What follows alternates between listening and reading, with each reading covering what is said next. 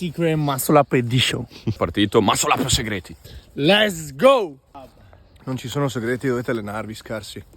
Il coccodrillo verde, la doppia C, il coach Kaiman qui finalmente al parco per il quarto inverno di fila con questo ragazzone. Quindi presentati al pubblico. Io sono Clay, sono uno degli originals del parco. Quarto anno ormai che facciamo qui tra il freddo, il gelo, i fuochi e le fiamme. Devo dire che ho iniziato questo sport grazie al ragazzone qua che mi ha introdotto. Onorato. Oggi cercheremo di fare un video interessante, non come al solito, cercheremo qualche chicchetta un pochino più nascosta rispetto a tutti i video che potete trovare sul web e secondo me dei consigli molto utili che possono aiutare e possono farvi migliorare in questa skills molto, molto bella, insomma, molto dinamica. Winter Arc, baby! Allora, il primo segreto, ragazzi, è semplicemente, come tutti i vostri istruttori o influencer sul web, sapete che vi insegnano a fare le trazioni con le spalle belle aperte, con le scapole belle aperte. Che non è neanche sbagliato. Che non è sbagliato nella trazione, assolutamente è giusta, però il muscle up dovete capire che è una trazione che vi porta a una transizione verso l'alto e che per passare dalla trazione al dip serve una chiusura delle spalle. Altrimenti, per quanto esplosivi siate, per quanto forti siate, non riuscirete mai ad andare nella dip. Quindi passiamo subito all'atto pratico.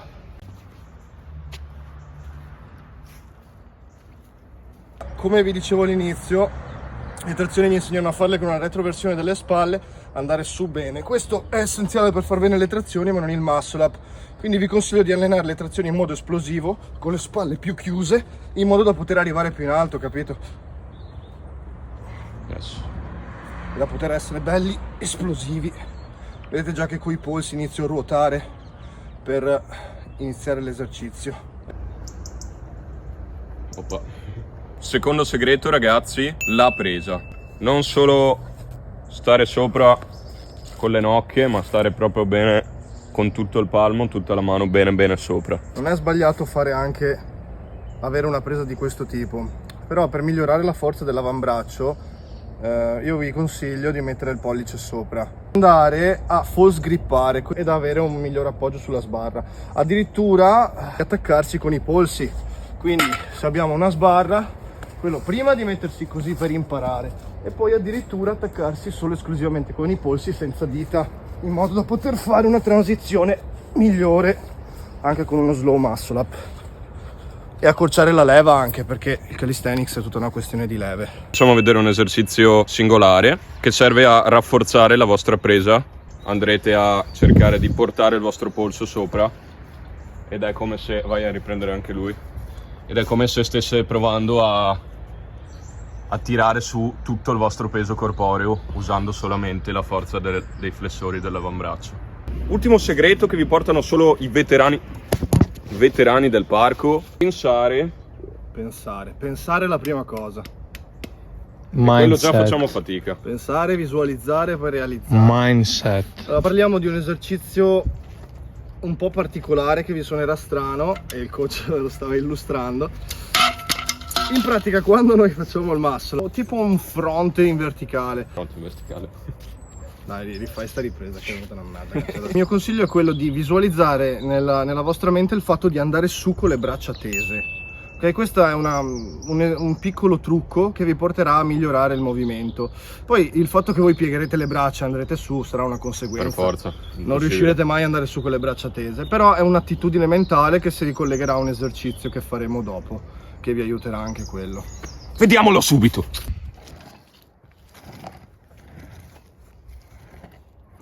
L'esercizio segreto di cui parlavamo nel terzo segreto, vedete già gli elastici alle mie spalle. Vi faremo vedere due varianti di questo stesso esercizio segreto, calistenico segreto, che vi sblocca il muscle up subito appena lo provate. Subito, senza neanche allenarvi. Lo guardate? Sì, è bloccato subito. Sì. Semplicemente gli elastici sono un supporto, potete usare una corda o qualsiasi cosa che vi permetta di fare questo movimento.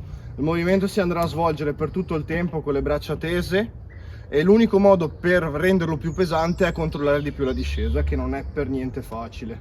Comunque ora ve lo faccio vedere. Appoggiati così, belli tesi, e si va su e si cerca di controllare la discesa il più possibile. Vedrete che non è per niente facile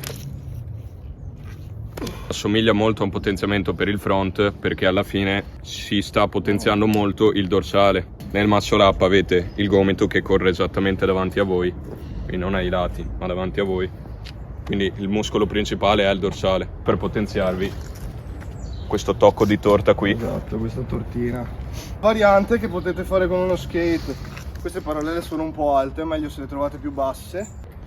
Questo e controllate sempre il più possibile la discesa per quanto ci riusciate.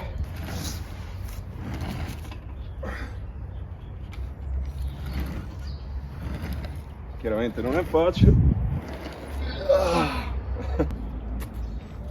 Hai mai visto una roba del genere? Hai mai visto? Non utilizzare solo elastici, non utilizzare solo il keeping. Dovete fare un po' un misto delle cose, trovare la vostra strada e farvi una buona base di forza, perché non si può imparare un muscle up senza le trazioni e le trazioni esplosive. Quello chiaramente una buona base di trazione, una buona base di bar dips, quello lo sapete, non ve lo diciamo neanche, andate a far culo. Fottete. Segreto bonus ragazzi, andare ad allenare le zavorre. Ma che esercizio di trazione zavorrata? Tutte le varianti dove i gomiti vi corrono lungo i vostri fianchi non saranno specifiche per potenziarvi durante il muscle up. Nel muscle up i gomiti corrono davanti a voi.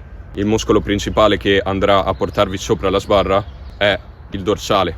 Il dorsale è molto più attivo nei chin up, quindi molto importante andare a diventare forti nei chin up, non nelle trazioni zavorrate ma nei chin up zavorrati. Bene ragazzi, se il video vi è piaciuto iscrivetevi, mettete like e noi ci vediamo al prossimo.